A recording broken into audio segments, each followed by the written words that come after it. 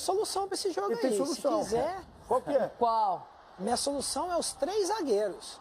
3 zagueiros. Você tem o Ayrton Lucas e o Wesley, que são jogadores que avançam muito bem. É uma grande surpresa pro Bayern. Mas A questão é, não sei se ele treinou. Bayern são muito bons também. Então, mas não sei se ele treinou. A questão é a seguinte, você coloca o Ayrton Lucas e o Wesley para bater de frente lá com o Kimmich, com o outro, gente, dá um... Mas teve uma época que falaram pro Filipão, quando jogaram contra o time alemão, que o meio não chegava até a área. Aí nós tomamos 7, os caras chegavam até com o goleiro. Então tem que tomar cuidado. Mas vale lembrar também que nós ganhamos a Copa de 2002 em cima de qual país? Com 2 gols, hein? Então. Ronaldo Então, e Rivaldo. O Oliver Kahn até hoje deve ter pesadelos com o fenômeno, né? Bom, Edu Dracena, não tem como você entrar em campo e pensar mais no Los Angeles FC do que no Bayern de Munique? Renata, não tem.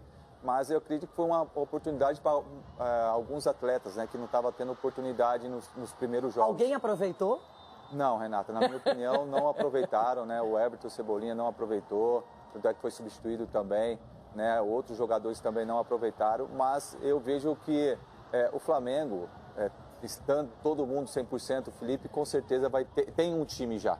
Ele já tem os 11 jogadores dele, na minha visão, né, de comentarista aqui. Agora, era uma oportunidade para aproveitar, ganhar, mas esse balde de água fria que o Flamengo teve antes do jogo, eu acho que influenciou muito, principalmente no desempenho e também no resultado do jogo. Ontem, sim, ele jogou com um homem a menos no meio-campo, o adversário frágil, não é? E aí jogou com 3 na frente, com o Cebolinha, o Luiz Araújo e o Pedro. Várias bolas na trave, foram 4 bolas na trave do Flamengo, uma também do Los Angeles FC com o Delgado. E a gente vê que o Pedro poderia ter saído com gols, com hat-trick, teve oportunidades, não conseguiu, o garoto foi lá, definiu o empate. Mas ontem talvez faltou objetividade para o Flamengo. Renata, é normal porque por tudo que o Flamengo enfrentou e a classificação também antecipada em primeiro lugar do Flamengo, né? Eu já tive a oportunidade, lógico, em outro formato de jogar Mundial, então nós tínhamos o jogo antes e já pensava no outro jogo. Imagine como que era, nem tinha ganho ainda. Agora você imagine a cabeça dos atletas, isso é normal. E o Flamengo, qual que é o ponto bom do Flamengo também? É que mesmo jogando mal e com uma equipe com boa qualidade, que o Los Angeles também não era uma equipe boba, mesmo jogando mal, o Flamengo também foi soberano ali, errou e acabou tomando um gol, mas o Flamengo ele teve condições de fazer vários gols. O Pedro perdeu o gol sem goleiro, assim, né, chutando na trave. Mas acredito que a cabeça do treinador, dos jogadores, você via no semblante dos jogadores que já estava no Bayern de Munique. Então isso é aceitável pelo momento e o principal de tudo também, né? Não perdeu, então mantém essa boa sequência aí. Um jogador que pode ser titular contra o Bayern é o Alexandro, que voltou ontem, não é? Estava sentindo, o Ayrton Lucas vinha jogando. O Vinha ter voltado também depois de vários e vários meses aí de tratamento, de uma lesão muito séria. Acho que é uma boa notícia não para essa competição, mas para a sequência da temporada. E aí, Ronaldo, uma pergunta que eu quero fazer para você primeiro e depois para os outros é o seguinte. Na primeira partida, ele usou a zaga com o Léo Pereira e com o Léo Ortiz. Na segunda, ele foi com o Léo Pereira e com o Danilo. E ontem, Danilo e Léo Ortiz. Qual é a zaga que você acha que ele vai utilizar para jogar contra o Bayern no jogo decisivo, oitavas? Eu gostaria de ser o Rodrigo Caio, né, para poder responder essa pergunta, que é o cara que está treinando essa defesa. Mas quem decide não é o Rodrigo Caio, não. Não, mas eu acho que tem o dedo dele, hein, porque quando você pega um atacante com velocidade, ele usa um zagueiro para acompanhar e o outro para ficar na sobra. E quando você tem esse time chegando com os dois espetados, ele deixa praticamente com os dois respirando. Então é por isso que ele vai com o Léo Ortiz e com... Léo Pereira? Danilo ou Léo Pereira? Só tem essa. Então, vai depender. Léo Ortiz você já definiu, e o outro? Então. Qualquer um?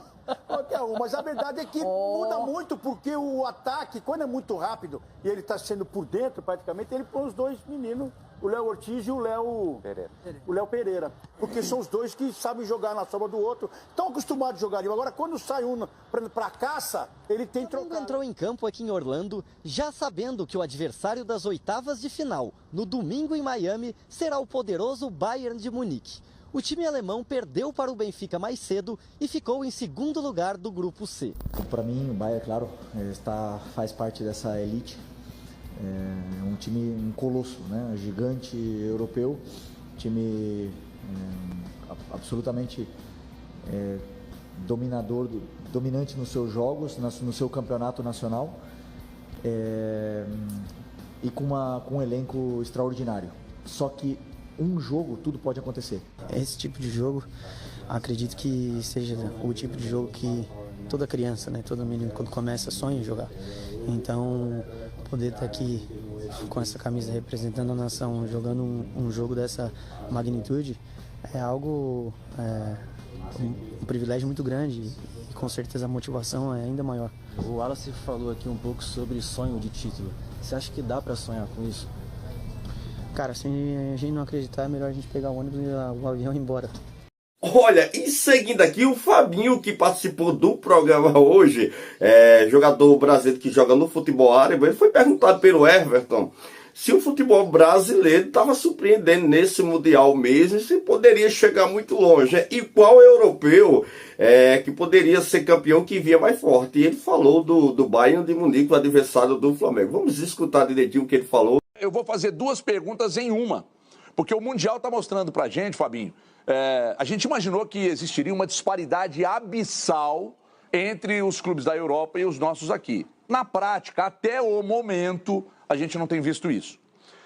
Existe essa disparidade na sua cabeça? Você evoluiu muito quando você foi, por exemplo, jogar na Premier League. Essa evolução foi muito grande e diante do que você aprendeu, principalmente no aspecto tático, de absorver informação, e do que você está vendo hoje, de que a disparidade, pelo menos até agora, não é tão grande, há realmente uma evolução maior, principalmente no entendimento de jogo, de quem vai para a Europa. E quem você acha que vai vencer o Mundial? Eu estou surpreendido também com a qualidade, a maneira que as equipes brasileiras estão jogando, porque na minha cabeça, eu imaginava que a diferença era muito grande e que os europeus sempre venceriam contra os sul-americanos. Eu acho que com os jogos que nós tivemos, nós podemos ver que a diferença não é assim tão grande, que a qualidade é muito alta também aqui, principalmente no Brasil. Na América do Sul, acho que as equipes brasileiras são as melhores, assim, eu acho que de longe até no momento. Talvez o River é uma equipe que possa competir com os brasileiros, mas os brasileiros ainda são os melhores assim aqui na América do Sul. Mas eles estão mostrando que a diferença não é muito grande de qualidade, de capacidade técnica, intensidade também, que eu acho que a intensidade sempre foi algo que diferenciou muito o futebol europeu, principalmente o inglês. Na Premier League foi algo que eu tive que me adaptar, que mesmo estando já alguns anos no Mônaco, eu cheguei na Premier e a intensidade e velocidade do jogo era totalmente diferente. E as equipes brasileiras estão se adaptando a isso, a essa diferença, e realmente jogando de igual para igual. Como você falou, é uma primeira fase, assim, acho que não é motivo de desculpa para as equipes europeias, nem o cansaço que eu ouvi alguns deles falarem. Mas é a época que normalmente se joga a Eurocopa e a Copa do Mundo, então cansaço não pode ser uma desculpa nesse momento. Mas vamos ver se eu acho que no mata-mata o nível vai subir. Algumas equipes estavam poupando alguns jogadores, como foi no caso do PSG contra o Botafogo. Então, repete só para mim, Fabinho, o que você falou no mata-mata, o nível vai subir, né? Eu acredito que sim. Dois, aí. Obrigado, Fabinho. Finalmente alguém que estava lá concorda comigo. O mata-mata é outro torneio. Faz de grupos aqui em Manaus. Está deturpando. Vai subir o nível de outro todos. Torneio. Sim, vai subir o nível de todos. Quero ver. De todos. Eu quero saber se as equipes brasileiras conseguem jogar 3, 4 jogos nesse nível de intensidade, isso que eu quero ver.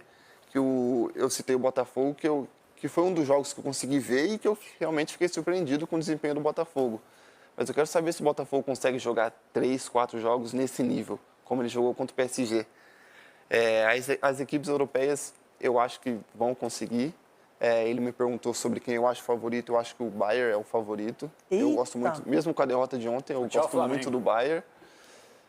Vai jogar contra o Flamengo, né?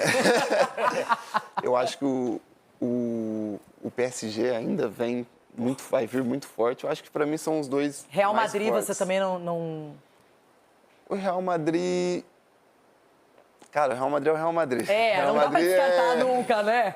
Mas eu acho que as equipes que eu gosto mais de ver jogar, acho que tem um melhor futebol, é o Bayern na competição e o PSG por tudo que fez na temporada.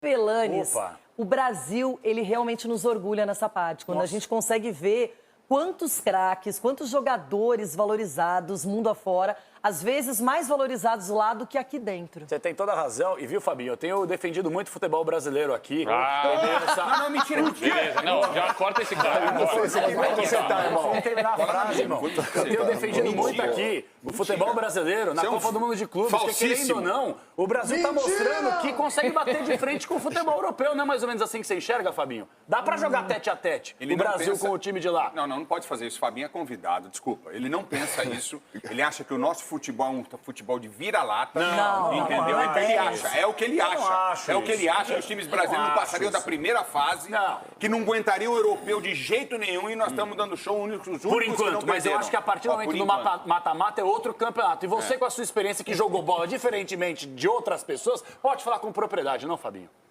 Vocês estão me colocando numa briga aqui. Seja bem-vindo, mas você tira de letra. Você passa no campo de jogo, aqui é moleza.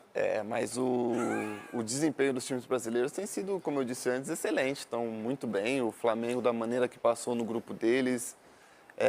O Fluminense, no grupo super difícil também, encaminhando a classificação aí. Botafogo, a vitória do PSG contra o PSG e a classificação. Para mim, o Botafogo no jogo contra o PSG jogou muito bem, mereceu a vitória e não é que o PSG estava numa Miguel, numa Nhaca, não, é méritos do Botafogo. Não subestimou para você? Não, Mesmo poupando alguns jogadores? Não, na minha opinião, não. Então, os clubes brasileiros realmente estão, até o momento, fazendo bonito na competição. E o Palmeiras? Só para curiosidade. E o Palmeiras também, é verdade. O Palmeiras, eu esperava que passasse no grupo, para mim é a equipe mais forte do grupo, e passou em primeiro, tá bem, mas, tem 4 brasileiros na competição, já vão se enfrentar 2 agora, o Palmeiras e Botafogo é uma pena para nós, mas... É a crueldade do sorteio, né?